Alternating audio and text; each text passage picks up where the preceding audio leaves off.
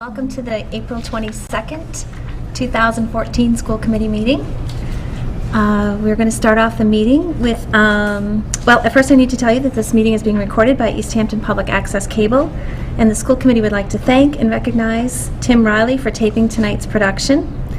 Easthampton Public Access to Cable Stations 5, 19, and 20 is looking for volunteers. If anyone is interested in helping to tape city meetings, please contact Kathy Lynch at 413-203-1360. And from here, we will have announcements. Thank you. The next school committee meetings are May 13th, June 10th, July 8th, August 19th, 2014. The Special Education Parent Advisory Committee will meet from 7 to 9 p.m. in the second floor conference room here at 50 Payson Avenue on the following dates, May 14th and June 11th. There is no school April 21st to 25th. I think you probably already know that, due to Patriots' Day and spring break. There is a half day of school on Thursday, May 1st, due to Teacher Professional Development Day. There is no school on Monday, May 26th, due to Memorial Day. Easthampton High School prom is scheduled for Saturday, May 17th at the Delaney House. Easthampton High School Awards Night is Wednesday, June 4th, and each Easthampton High School graduation is Friday, June 6th. Very good. Before we move on to correspondence, I just wanted to share with my fellow committee members that I did attend the MASC event this past Saturday that was in Sturbridge on effectively advocating our state legislators. And it was very worthwhile. And also, I wanted to mention Nancy Sykes went along with me. And it was very worthwhile. It was interesting. Nothing particularly earth-shattering was shared, but very helpful. And the documents they provided, I think, would be very, very helpful to us. So my plan is, rather than try to summarize everything that was covered in a regular meeting, is to put together packets for all of you to share the information. And then what I'd like to do is also share those packets with people that have expressed interest in state advocacy as part of the outreach committee. So that we could put together a meeting of those interested in pursuing this sometime very soon, in the next couple of weeks, I hope, and then make a plan to go forward from there and reach out to our state legislators in the near future, like in the next few weeks. I'd like to really take some action and get the ball rolling. So I will be sharing all that information with you shortly, all those packets. But it was definitely very helpful, very helpful. Awesome, thanks. Yeah. So, correspondence. Yes. First, we had an invitation and a reminder that the Easthampton Elementary and Middle School Art Show will be Friday, May 9th from 5 to 7 p.m. at the event space in Eastworks on Pleasant Street in Easthampton. And I believe that concludes correspondence for this week. Do we have any gifts? Do not have any gifts to report tonight. No. Okay. And at this time, we invite members of the audience to come and speak to us as our public speak time. Since no one is here, we're assuming that that opportunity will pass by. But at any rate, that is the time we would invite people to come. So we'll move on to subcommittee reports. Do we have a report from the Finance Committee? No meeting and nothing to report from the Finance Subcommittee. Okay, and do we have anything to report from the Policy Subcommittee? We have not met. Okay. And do we have an update or any additional information from CES? No meeting. If I remember correctly, I think we meet next week. I know it's been a dry spell, but A quiet week. Yes. Okay. And our student representative, Jordan Burt, isn't with us tonight, so our student activities report will pass by as well. And I guess we'll move on to the superintendent's report. Thank you. So I've asked two of our central office staff members to come here this evening and give updates to the school committee and our community. First, on district-determined measures, Shirley Gilfeather, our Director of Curriculum, will be giving an overview of that. And then I've asked Ashley Barstow, our Director of Technology, to give you an update on what's been happening in the school district in terms of technology. A lot of changes have happened since the beginning of the year, and I wanted him to give you an update on it. But first we have Shirley, who will give us an overview of district-determined measures. This is a term you may have heard already. It's a requirement of the state, oftentimes referred to as DDMs, and Shirley will give us an overview with a PowerPoint on what this is, and we can put this on our website after this evening. That's right. Good evening, everyone. Good evening. I'll let you know there's going to be a little exercise at the end. Uh-oh. So it's always fair to tell everybody about the exercise at the end. It's not a multiple choice or an essay exam, so you don't have to worry about it. You don't have to have high anxiety, but I want to make sure that we kind of test myself in terms of my determined measures about whether or not I was successful this evening, and transferring to you more information from the state, okay? And the information from the state is this is another part of the Educator evaluation system, district determined measures.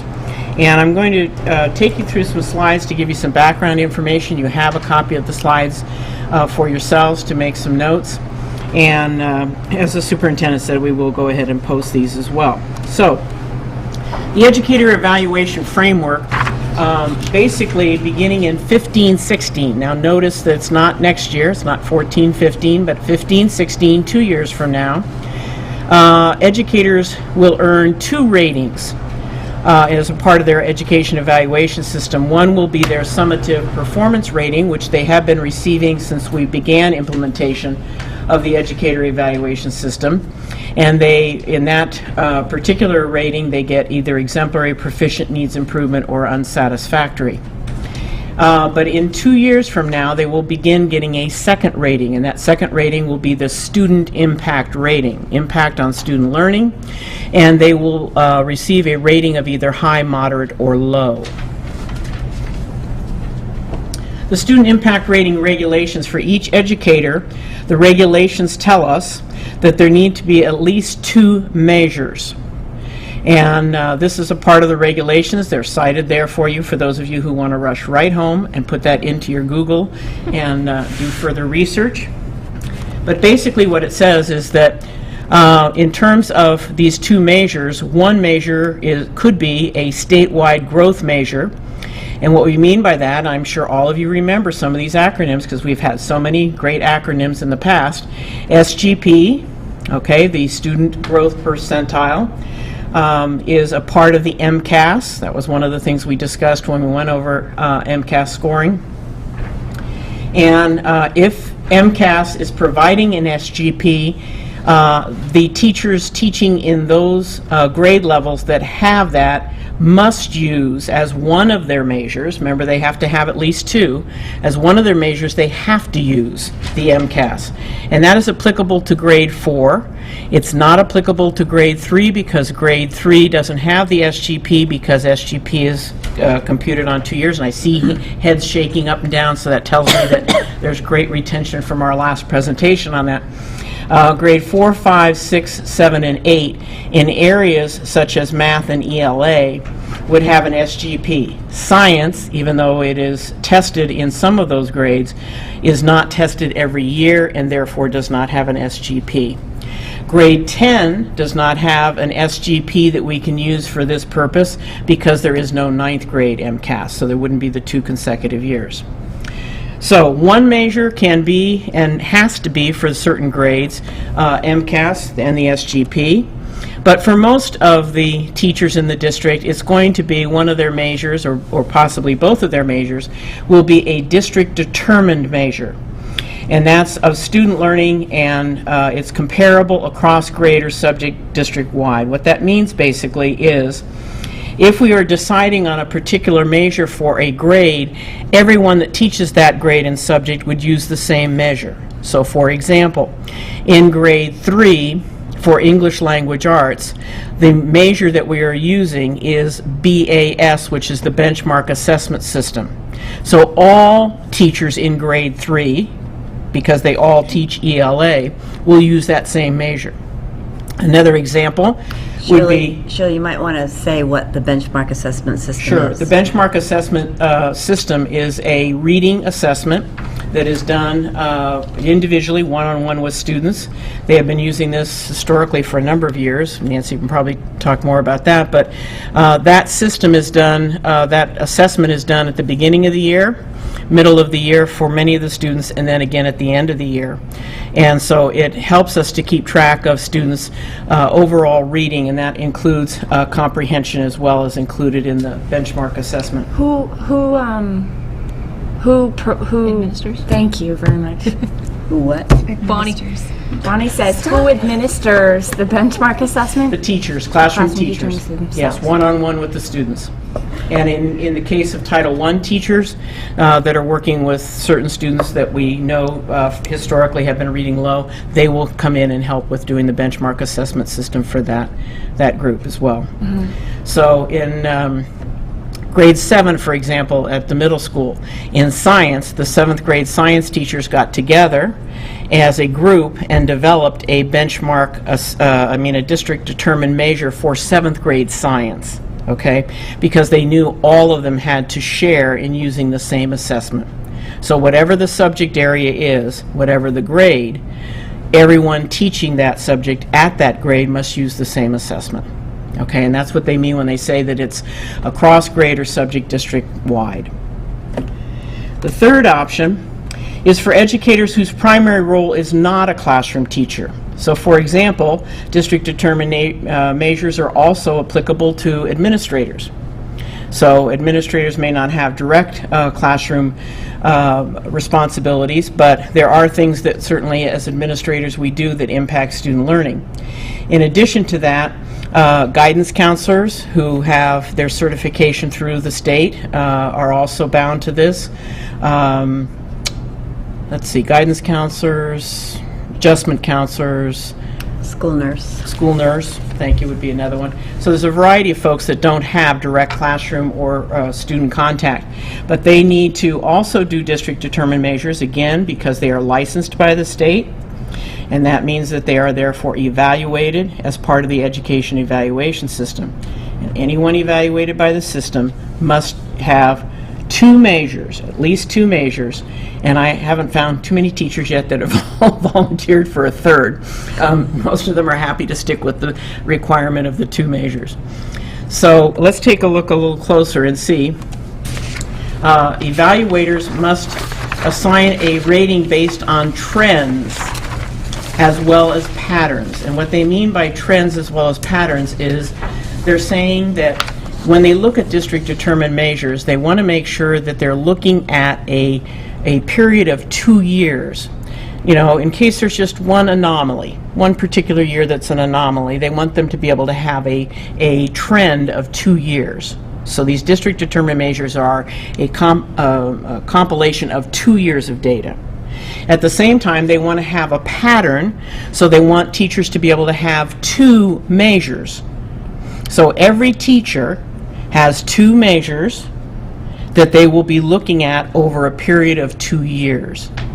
And these 2 measures over 2 years will make the district determined measure, the student impact rating that we talked about on one of the first slides. Okay? So again, it's trends and patterns. 2 years, 2 measures. So again, looking at the regulations say that when you have looked at these trends over 2 years and the patterns over 2 measures, you will come out with a rating that might be considered high. And that rating means that the impact on the student learning is significantly higher than 1 year's growth. And then it says relative to academic peers in the grade or subject. It just means comparable to all the other students. So let's use that benchmark assessment as an example again in grade 3. We would say that once the teachers have developed what they consider to be high as a scale, and we'll see in just a couple of slides what that means, that high should represent students who are achieving much higher than 1 year's growth. Okay, so as we do with many of the other scales, including MCAS, that high should be something that's really kind of unique. The high is not the norm, okay? The high should be something unique. That's somebody exceeding what we would consider 1 year's growth, okay? And this is across, I'm sorry, Shirley, that's across the district, across the state? For that particular class, that particular teacher's group of students.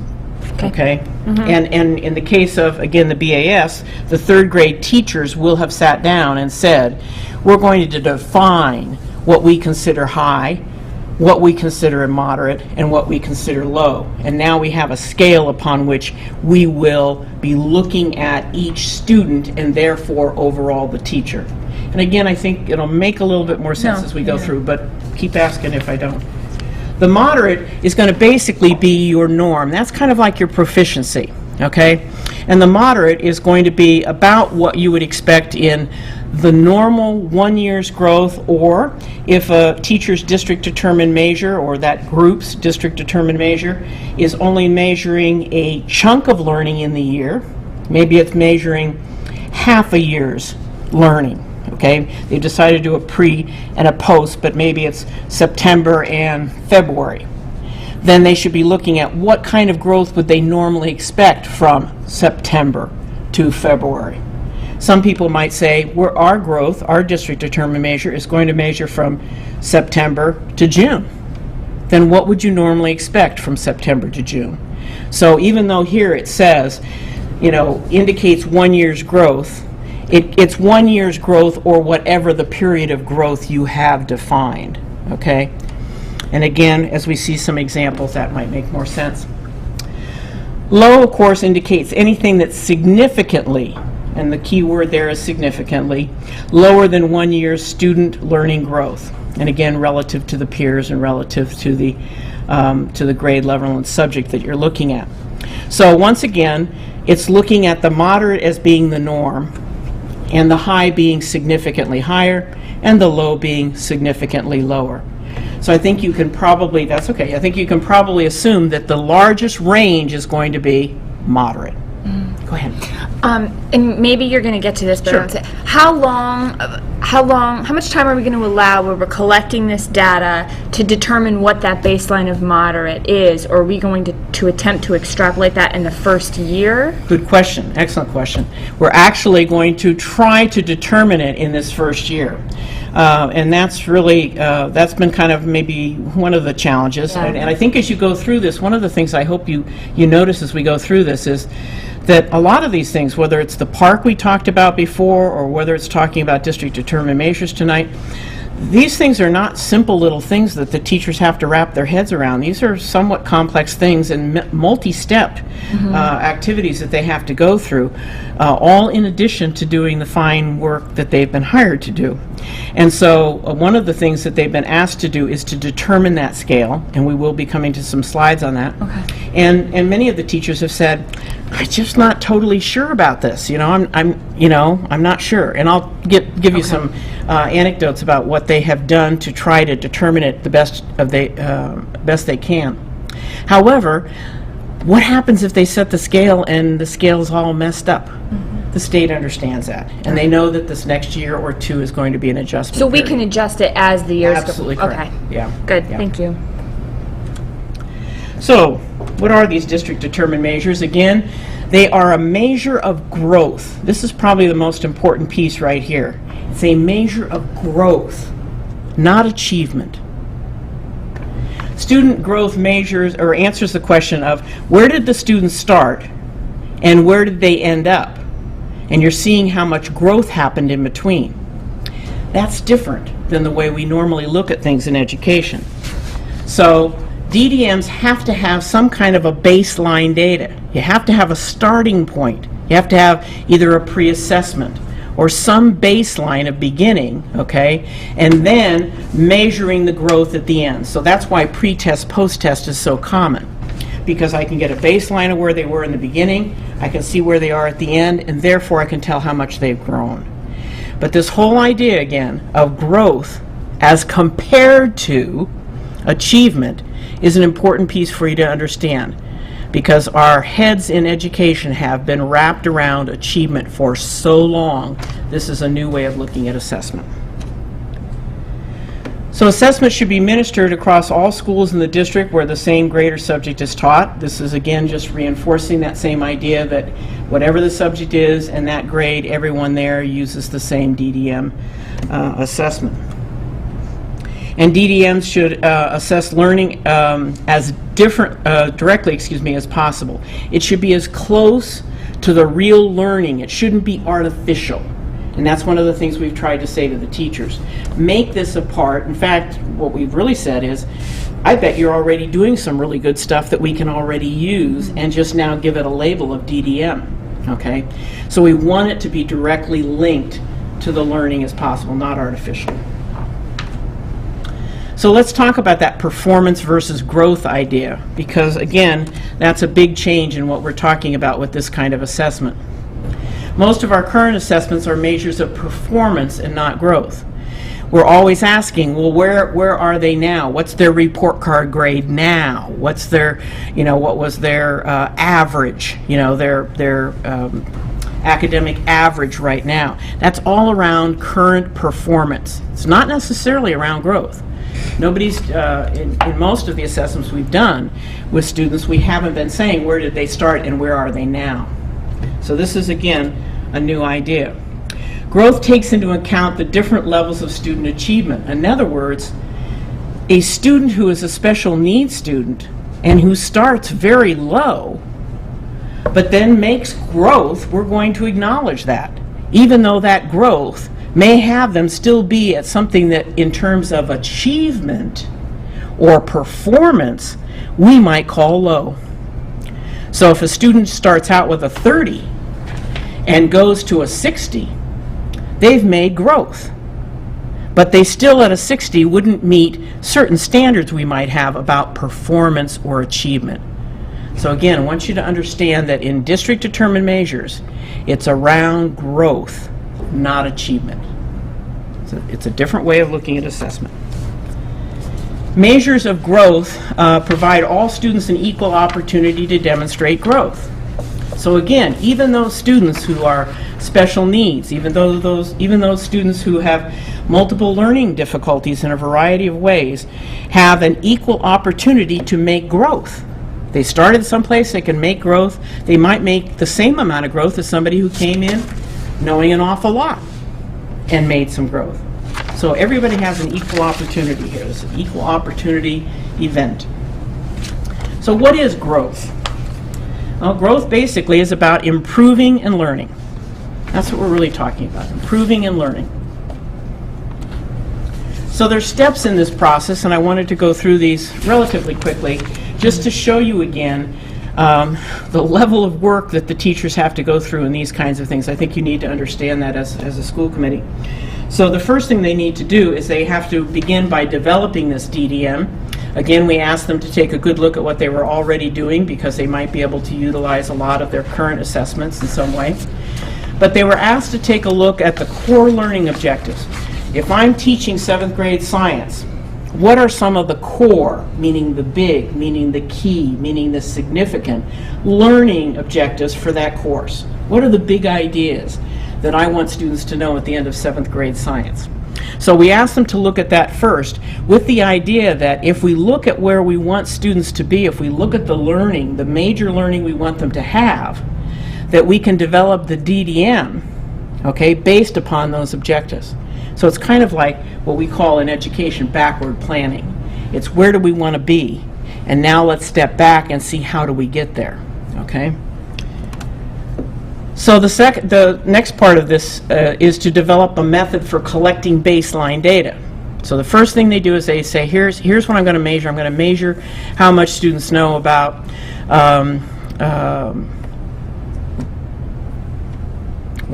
the scientific process, okay, that's utilized in all of our coursework and the different steps of the scientific process as it is applied in the different scientific areas in 7th grade science. So I may discover that first as a part of developing the DDM, but then I need to say, how do I find out what the kids already know initially before I begin teaching about the scientific process? I have to come up with some way to measure that, some way to get a baseline data. How do I do that? Do I do some kind of an activity with them?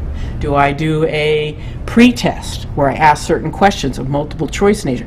What do I do? So they had to sit down as a group and come up with, how do I get that baseline data about this set of core learning, okay, to begin to have a benchmark of where I started with the students, okay? Then the obvious next step is to develop the assessment procedures. You know, when am I going to give these assessments? What kind of directions am I going to give the students? Because we want to make sure we have integrity. If everybody in the 7th grade is going to give the same test, you don't want one teacher in one 7th grade class to say, and it's okay to use your notes, and you can bring the book in, and you can do this, because then the other teacher in the next room may be saying, no notes, no book. So you want to have integrity over the assessment procedures. You want to have integrity about when the assessment is given. If one person gives the assessment the 2nd week of September and one gives it the 2nd week of October, you don't have integrity anymore, because they've learned something hopefully in that month. So again, the assessment procedure is another part of it. And now we get to scoring. How are we going to score this? We're going to develop clear directions for scoring, individual student work, and we're going to be coming up with some kind of a scoring guide, something that's going to guide our scoring. And a lot of that, of course, depends on what are you having the students do. If I have them do a multiple choice test, that's pretty simple. I just need an answer key.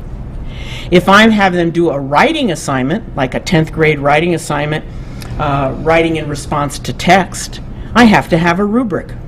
And I have to use the same rubric for the pre-assessment writing activity as I use for the post. So I want to make sure whatever scoring guide I use, that it is explicit about what students should be showing in their work. Again, multiple choice, pretty easy, but a rubric would be something where you'd have to have it spelled out, what you expect to see. Or a math problem. What do I expect to see in here? What kind of work do I expect the students to be showing? That has to be spelled out, has to be explicit, so that every teacher scoring is doing the same thing. Define the scoring tool. Is it an answer sheet? Is it a rubric? There's different kinds of rubrics. Is it a checklist of some kind? What is that? What does it look like? Teachers have to define that in writing. They have to describe who's going to score and how they are going to have validity in that scoring. Now again, multiple choice, pretty easy, not too much difficulty with validity. But if they're going to do essays, how do you make sure that everybody is scoring the essays the same way? That's a matter of validity. So there are ways to say, well, I'll score your papers if you score my papers. Okay, so it takes that my student kind of approach away. That's one approach. Another thing is, I'll score my own, you score your own, and then I'm going to take 3 of yours and see if I'd score them the same way, and you're going to take 3 of mine to do a little check, a little spot check. So this issue of validity becomes important, especially if they're using a rubric. Okay, next thing is to define clear directions for determining students' growth. So you have now this baseline assessment. You've created a post-assessment, a summative assessment of some kind. You have these two things, and now you have to determine what is growth. You're going to describe it in some fashion. So is it going to be a pre-test, post-test that measures the same standards? Some people even give the final exam at the beginning of the course and at the end of the course. That's just one very simplistic example. But some way you have to be looking at the same set of standards that you're measuring between pre and post. Another one is repeated measures. An example of a repeated measure is that benchmark assessment we talked about. If that is given more than once, and by the way, that's a commercial standard testing protocol, and if it's given in the fall and they give it again in the mid-year and they give it again at the end, that's a repeated measure. It's the same exact measure given over the year. So it's called a repeated measure. And another one is holistic evaluation. That's done with a rubric, sometimes done with a portfolio. It's very common for folks like art to use something like this. It looks at a collection of work over time, and it's called a holistic evaluation. So it's a different form of assessment to be used. So setting the parameters for high, moderate, and low. Here we go. How do they figure this out? What do they do to determine this? Well, first they decide what comparison data makes growth. Okay, so what are they going to be looking at that makes growth? Is it going to be the difference in a raw score? First I got a 38, then I got a 58. The difference in the raw score was 20. So that's one way. Or are they going to look at a difference in a percentage? So they got a score on a rubric. It was a 4-point rubric, but it had 5 criteria that made a total of 20 points. They got so many points, it turned into a percent. So they got a percent the first time of 40, and the next time they got a percent of 75. They got a difference in percent of 35. So that's another way of defining the growth. Another one is called percent of increase in score. We'll talk about that at the end of the evening.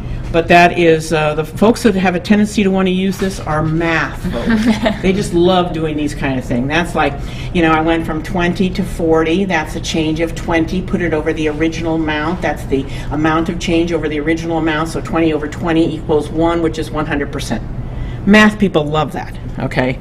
They love to do that kind of calculation.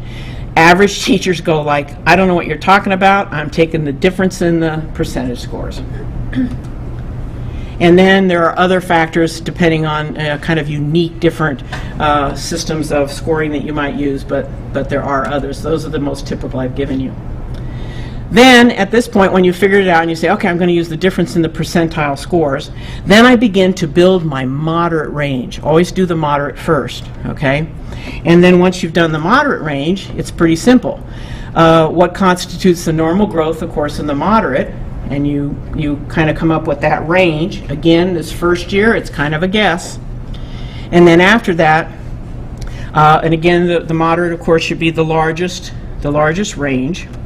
And then you finish the range once you have the moderate by building the lower and the higher ranges from that, just like we talked about. Once I do the moderate, if I say the moderate is between 20 and 60, then guess what? High is above 60 and low is below 20.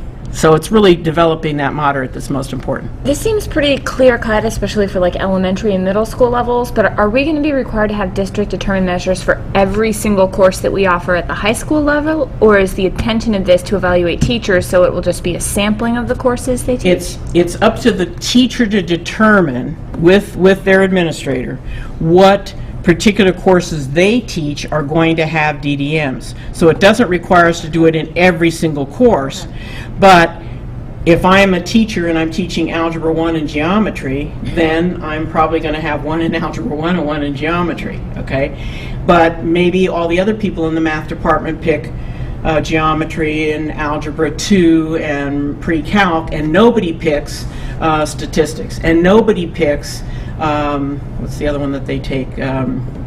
Calculus? No, I don't know, going blank. But there's many math courses. Applications in math would be another one. So they just choose not to do that. Then we don't need a DDM in that. So it's really the teachers that are driving with their administrators what DDMs at the high school. And it's not problematic if the teacher makes shifts throughout their tenure between courses? State understands that, and you can adjust accordingly. Okay. But if I picked Algebra 1 this year and not Geometry, and next year I'm assigned Geometry, I need to use Geometry most likely, in which case I don't get to make that DDM up. It's already been made by my peers. Right. Yeah, good question. Okay, the low range, of course, again, is going to be less than the expected growth. The high range is significantly higher than the expected growth. No surprise there. And it, again, this is your disclaimer there. It's clearly understood that there may be a need to make some adjustments into next year, and there will be certainly opportunities for that. We understand this is a work in progress for all of us. So the SGP for MCAS as a growth measure, and if Peter were here tonight, this would be an extreme challenge to him, because I know he loves to look at the data from MCAS, so I'd send him home with an assignment, but he's not here, so. But basically, for the SGP, for those grades that I listed earlier that have to use MCAS as one of their measures, okay, then the scores are not available until the fall of the following year. So the state understands that in terms of when they're going to be asking the superintendent to report out on some of these DDMs. In addition to that, The state has determined already for us, for the SGP, they have determined the range already, okay? They're not going to let us determine that. And they did it through a pretty mathematical process to determine what this range was.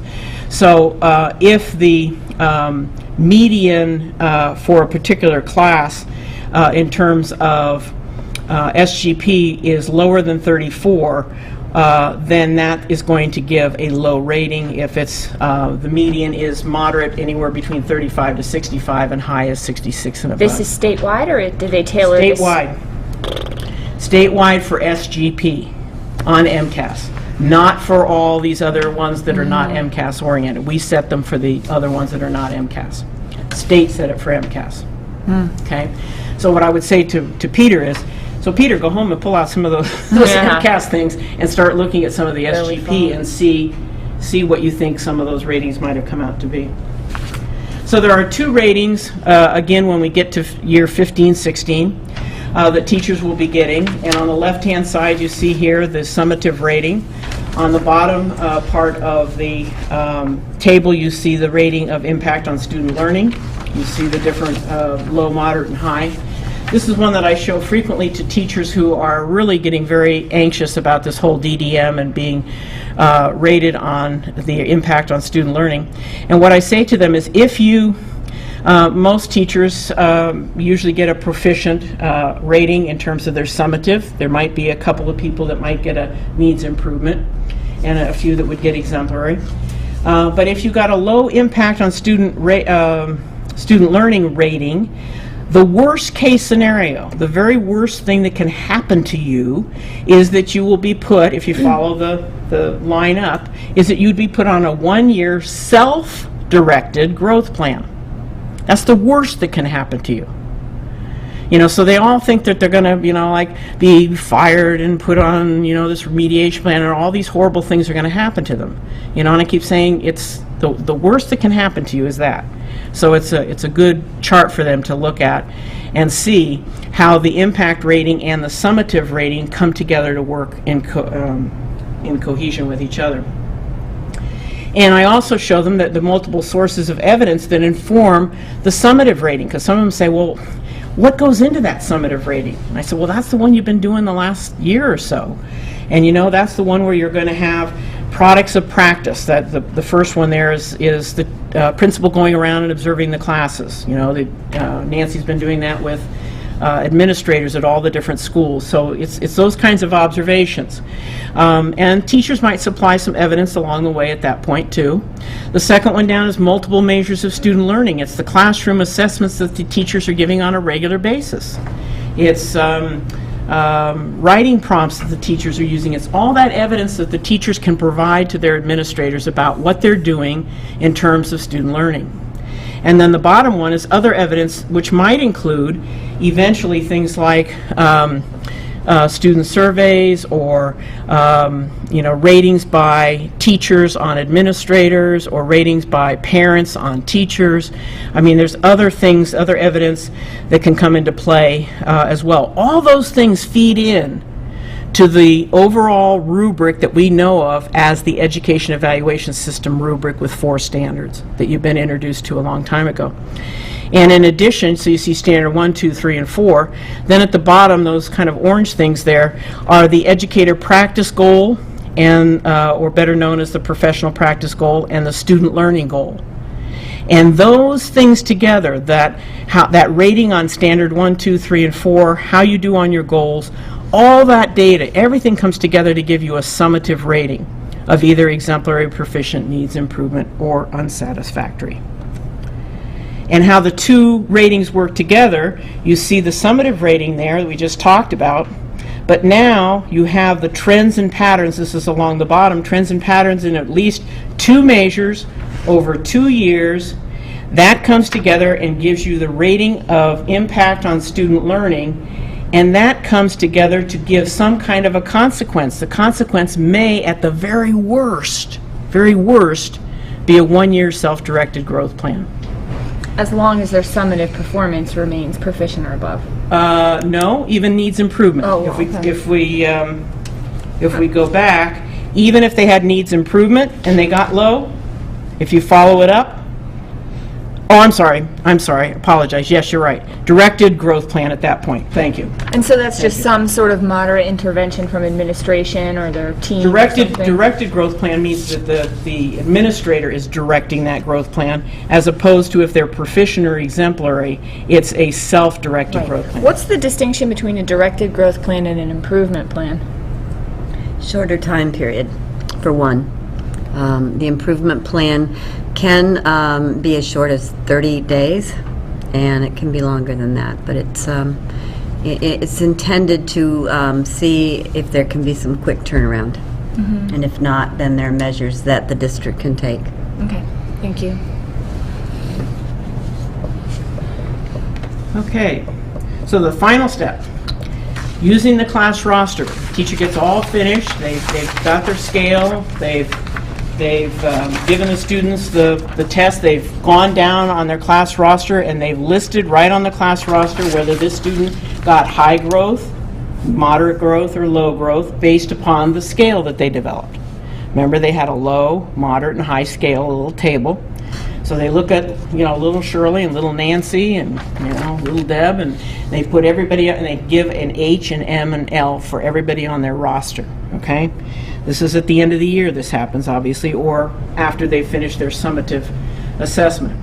Then the teacher needs to find the median. Here come all those MCAS questions on mode, median, and mean. So the median is the middle score. It is not an average. The median is finding that middle score. If you lined them all up and you went onesie, onesie, onesie, onesie, onesie, onesie, onesie until you got to the middle, that's the median. And it's that median score that you're looking for, because it is the median that will determine the teacher's impact rating.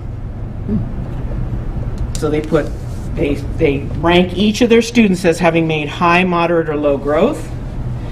They put all those students and they find the median, and that's their impact rating, is the median of all the students in that class for that determined measure. But remember, they're going to have two measures, so they'll do that twice. Once for, say, math, and once for science, if they teach math and science. Once for Algebra 1, once for Algebra 2. Okay, should we try an example? You're ready for this. Yes, you are. Handouts? Handout. Well, it's a secret handout. I couldn't put it on the slide. It's a secret. You have to play the home game as well. You get to play the home game. I'm a little creeped out by the references to Little Shirley. Okay, so like miniature. Little Shirley took a pre-test and got a 20%. On Little Shirley's post-test, she got a 60%. Little Nancy took a pre-test and got a 40%. And on her post-test, she got an 80%. How might you describe growth? They grew the same at 40, improvement of 40%. Okay, so you did a difference. The growth was a difference of? Percentage. Difference of percentage, okay? And you found that both of them, in that measure of growth, grew exactly the same. Any mathematicians on the board tonight that want to try the increase? A long shot. Because you said you could do them in different ways. You could do it in different ways, but you have to stick to it. You have to pick a way and stick to it. You have to show Okay. your work, Right. too. Yeah. This is the quickest way. This is the quickest the way, correct- and Yeah, I this would is the go. way I would go along, Yeah. along with Dan on that one. I think I would pick the quickest way too. So let's take a look here. Little Shirley, there's little Nancy, and we're going to look at their growth. So 20 to 60 is a growth of 40, and 40 to 80 is a growth of 40. So they both got the same growth, but do you see what I'm talking about? And I purposely used this example because they both grew the same, but did one achieve more than the other?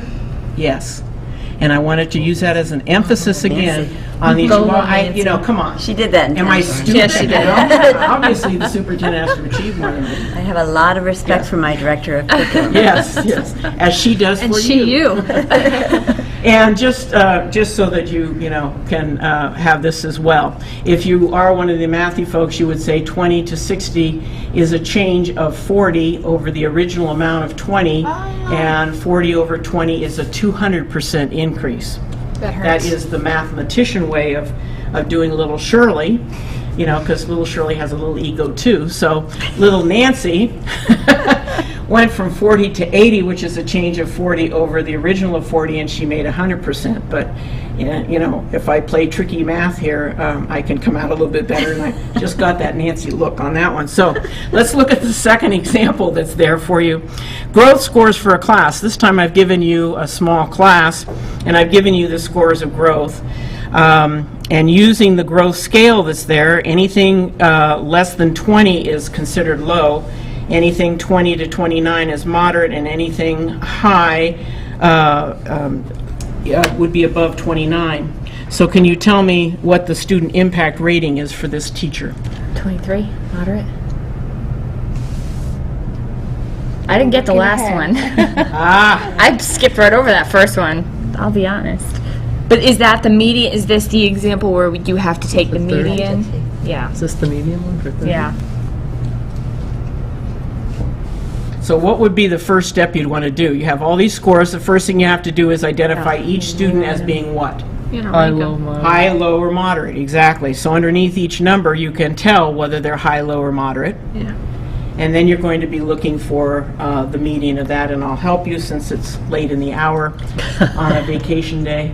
And I'll tell you that basically what you have when you put that in is you end up with all of these M's and L's and H's, and what the teacher would do at that point is they would either start with the L's or start with the H's, put them in order, okay, and they would find where the median point is, and the median point is moderate. Okay, so, and that's what we expect most of the teachers to be having is a moderate scoring.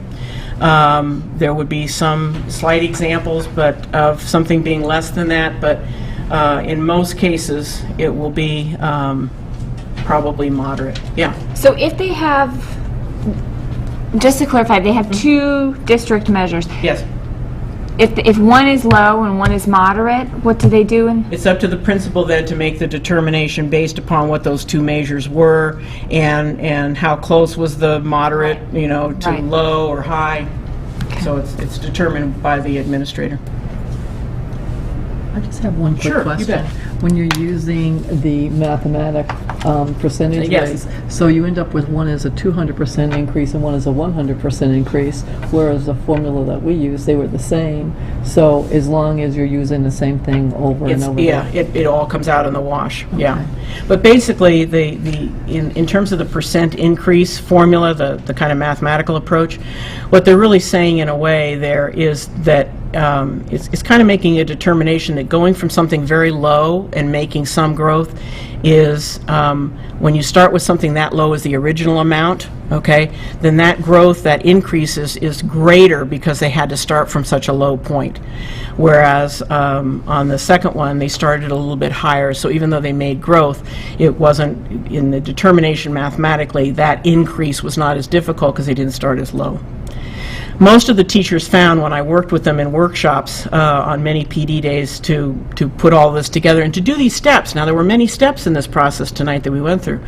The math people got to this and they said, well, we want to use percent of increase or whatever. And then what they found out was if they started using the percent of increase, their scale, because now you're talking about 200% increase So and 100%, Right. you'd have these huge numbers and they went, oh, too difficult, and they went back to the difference in percents. But there are folks that can use that, and legitimately so, as long as you're absolutely correct, Karen, that they have to be consistent. Anything else? Did we have fun playing tonight? Take this home, work with your spouse. Okay. Thank you very much. Thank you.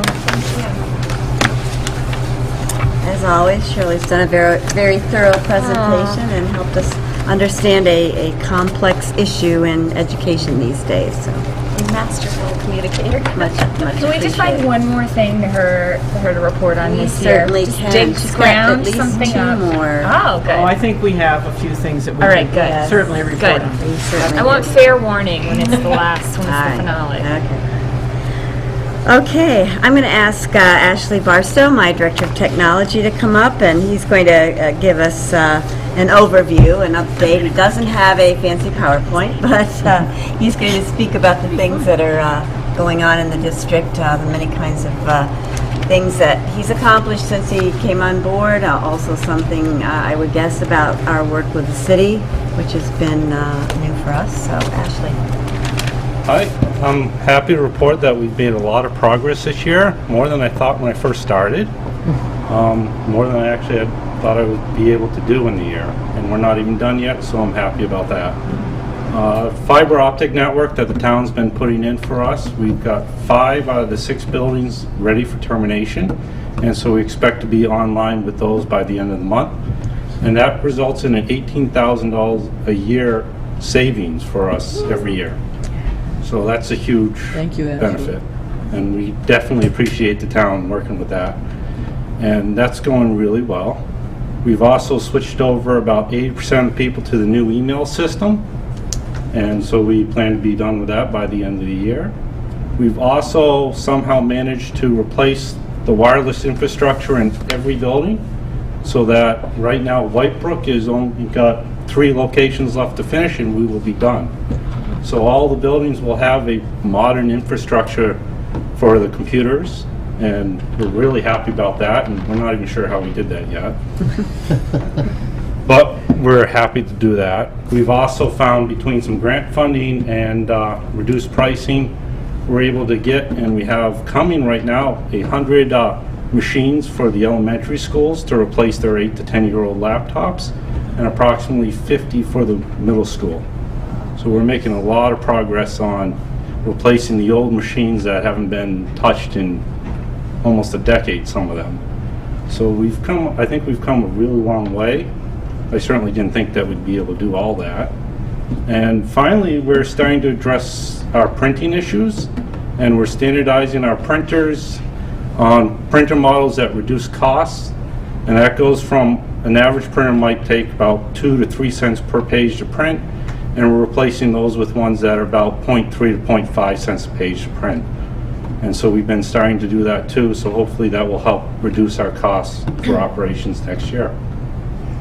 And I think that's pretty much the run of what we've been working on. Ashley, could you talk a little bit more about why you wanted to change? I'm going to ask you a couple questions and then let the school committee members ask some questions. Why you wanted to change from the former email system we had to this new email system? One of the reasons is it was part of the internet bundle cost that we were paying somewhere around $1,700 a month for.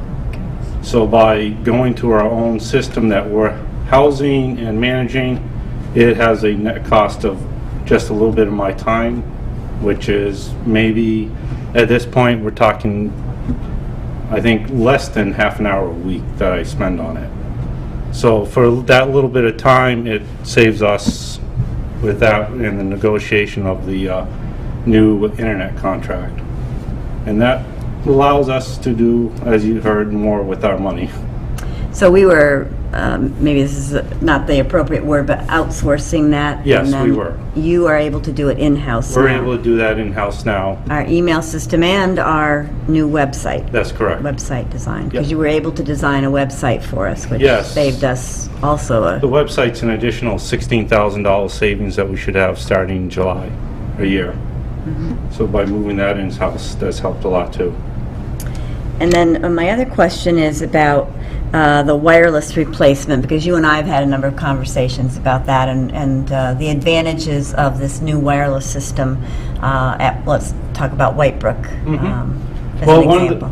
One of the advantages that is really obvious is the old systems there was approximately 70 radios that are all individually programmed. You have to go up on a ladder and reprogram them and plug in and reprogram them. On a ladder, Ashley? Yeah, it's a technology that's They're in the about ceiling. 10 years old. So you actually have to go up and plug into the unit to reprogram it. With the new system we put in, we can just simply go to any computer and just change them all at once. So, for example, in Whitebrook, a lot of the students have the password. It's been passed on from year to year to year to year to everybody. And that also brings down the network and the ability of the teachers to function and the computers to operate when they need to. So with this new solution, we'll be able to change that if we need to, if the password gets out, without having to go up a ladder to 70 different places, which is why it never happened before.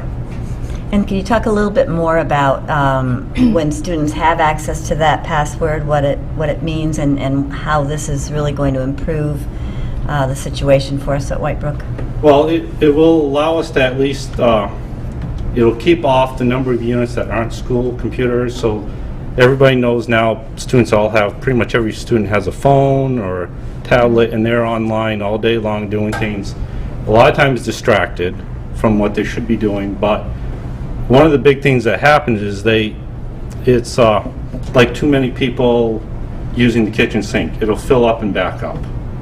And so what happens is too many users on there, and the internet starts going to a crawl. Things the teachers are trying to work with the kids doesn't work.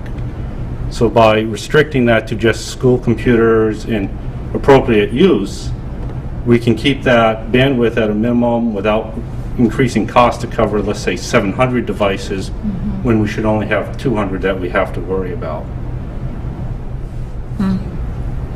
It's outstanding. I mean, everything. It's just really, thank you. We've been working hard. Yes. Obviously.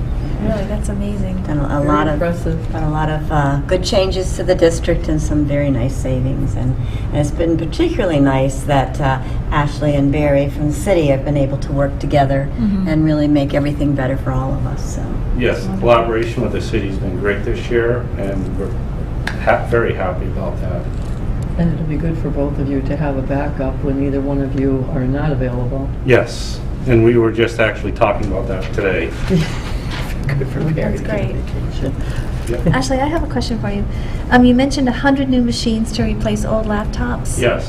And did you say what, was that one building, or did you say it No, was that's for multiple the elementary buildings? schools. It's being Elementary. split up between them, all And three. then 50 for the middle school.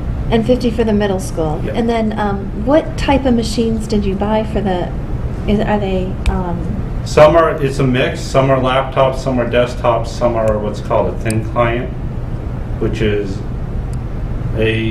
almost like a virtual computer. There's no real processing power in it. It's very energy efficient, and it basically just does the screen, and the computer is back here at the central office. So they're by utilizing the fiber optic network, we don't need to put 50 computers in one room. We can put these little boxes that are cheaper, and they utilize the stronger power of one machine here. What's that called? Thin clients? In class? Plus, the kids probably think they're just hot, right? I mean, it's just so cool to be working with. Well, they are much smaller, which makes it very nice for desk space in the classroom. They utilize sufficiently less power. You can power a whole classroom's worth on what one light bulb would use. So there's electrical savings. You no longer have to worry about, a lot of times, pulling in extra circuits in our buildings, which are pretty old. We can now get the machines in there without having to worry about overloading the electrical circuits as well. We have to tell Mayor about this. nice. And actually, I believe that some of the computers that you got, if not all of them, were refurbished. Some of them are, some are new. He's done a really remarkable job of looking for the best price for computers that are going to do what we need them to do. Because when he first came to me with this idea of purchasing all of these computers, I was like, well, I don't know where we're going to get the money for this, but he's researched it and found some innovative ways and legitimate and high quality. I was careful Truckload to of pirated I computers. was careful to check that out as well. But That is one of my pet peeves, is I do strive to make sure everything is legalized software. That's a good. So we For the don't have record. any of that going on. I don't support any pirating, and we strive very hard to make sure that there is none in the district. You've been working with our Council on Aging on this also, too. Weren't you able to find some really reasonable computers for them? Yes, we were able to work with the town and help Thank Barry you. out finding some computers for them. Thank you. And I think that's all gone very well so far. As well as I They were believe the thrilled. fire department and the police station got into on some of the deals. So it's been really good, like I said, to work with the town. Yes, it's great. It's great to have you, Ashley. We are so grateful to have you. Yeah. So grateful Yeah. for all your work. It's wonderful. and a lot for us this year.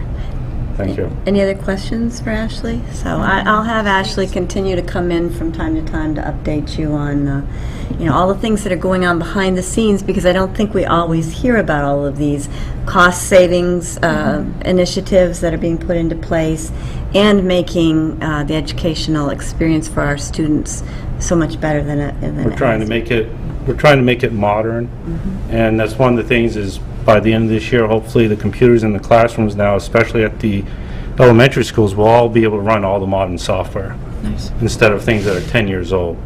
So they can take advantage of that and be in line with what's out there now. That's fantastic. Nice.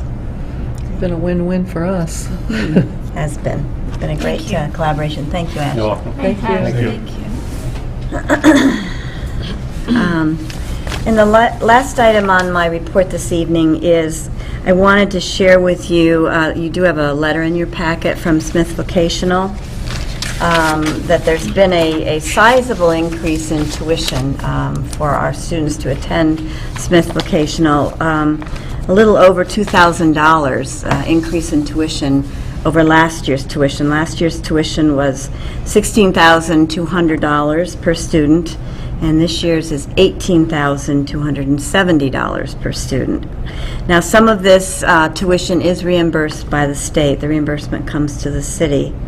But we do pay $148,005 in this year. We paid that much in tuition. That's for 34 full-time students and 3 students who are split with other districts.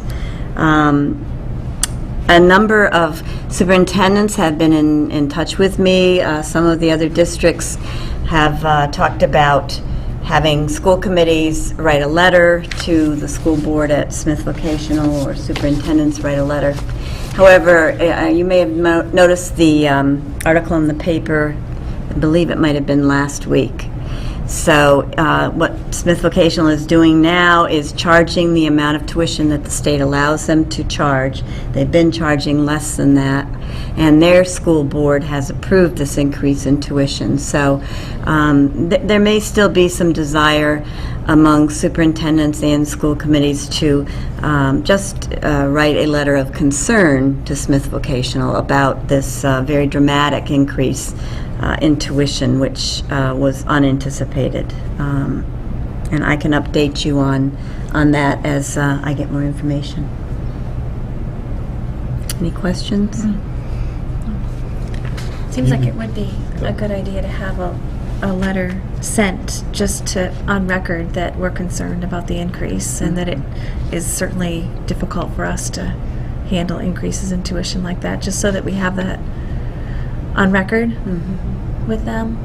That message sent. What do you think?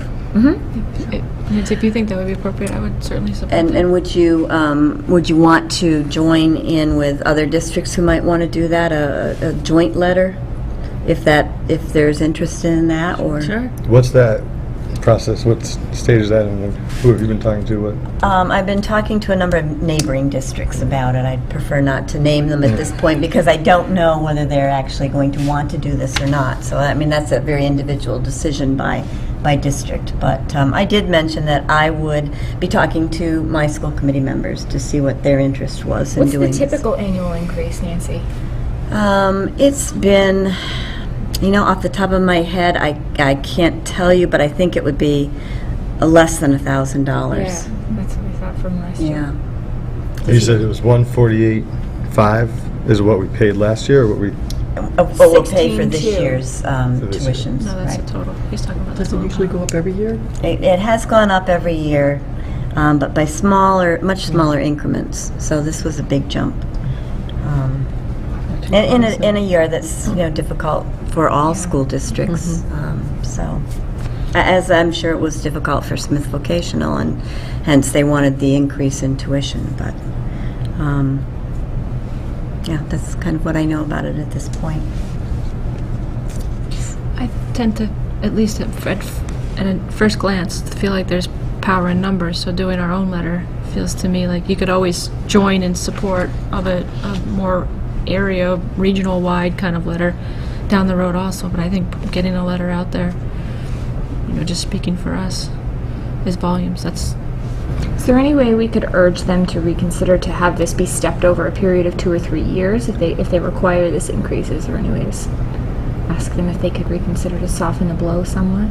You certainly could ask. I think because the school board has approved it, I would wonder whether that would happen. I certainly could work with Deb on drafting a letter, for school committee approval. Okay. Are you okay with that, Deb? That would be great. sounds good. Thank you. Okay, thank you. Deb, can I interject? I forgot, when you were doing updates, I don't know if Nancy or Karen, if either of you want to speak to the Energy Committee and the submission of the grant. It was exciting that it got in on.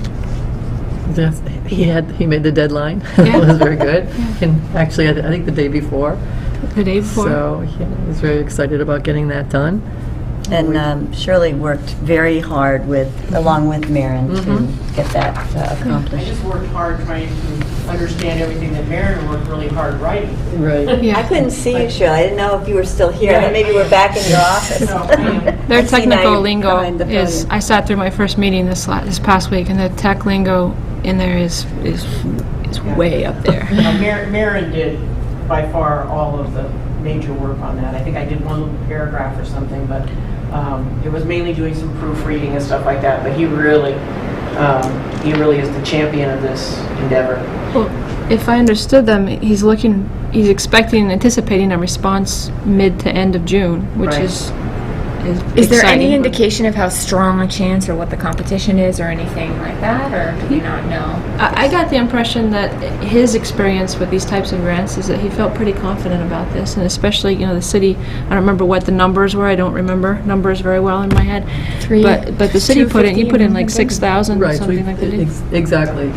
The city had put in, we kept it all school, and then to avoid any complications, and we actually put in, what was it, $6,100 or $6,200 I knew I had of city funds to put forth a little bit of a good faith effort, making it look like we're also contributing, Right. not just asking for everything. And so that was exciting. And I think the other thing that he felt really good about, and I don't know if this number is completely accurate, but I think I was trying to take notes and understand what they were saying at the same time, is that the overall goal towards the green city, the percentage is 20%. That's correct. And when he did the numbers on the various projects that went forward in this grant for the final submission, just these projects alone got us 8.6% of that 20% of the whole city. I mean, that's substantial. Yeah. So that's definitely in our favor. There were a lot of when it's looked projects. at. It encompassed a lot of projects.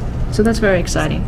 And Were not they too far they were away. all to deal with Whitebrook specifically, or was there anything else? No, there were other schools on there. I did ask him for a copy of the grant and a list of the final Right. projects, and I haven't received that yet. When I do, I'll certainly share that out. Right, and I have it. I can actually just forward the email. That would be great. I think that's what he's wanted to do with the school committee anyway, but That'd be great. yeah. So that it was just lists exciting. all of I just them. didn't You had pretty much seen most of them when we were working on them before. Right. There wasn't any new ones, but Right.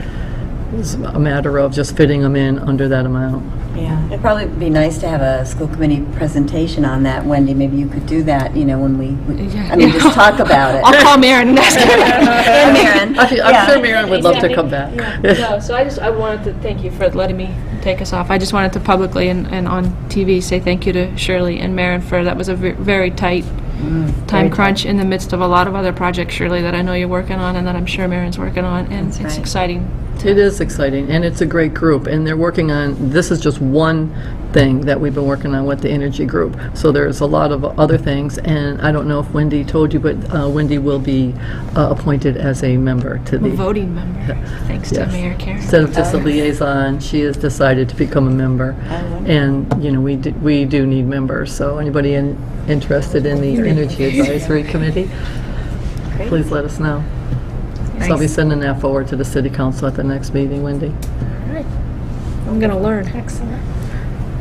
Thank you very much.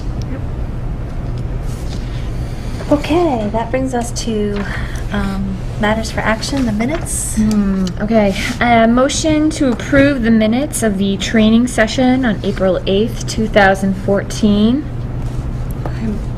Second? All those in favor? Aye. Okay. And motion to approve the minutes of the regular session school committee meeting from April 8th, 2014. Second? All those in favor? Aye. Okay. We have warrants and payroll? I do. I move to approve the school payroll dated April 17th, 2014 in the amount of $490,912.73. Second? All those in favor? Aye. I move to approve the accounts payable authorization for payment dated April 17th, 2014 in the amount of $363,430.35. Second? All those in favor? Aye. And that's all I have. Okay. Can we have a motion to adjourn? Motion to adjourn? Second? All those in favor? Aye. Aye.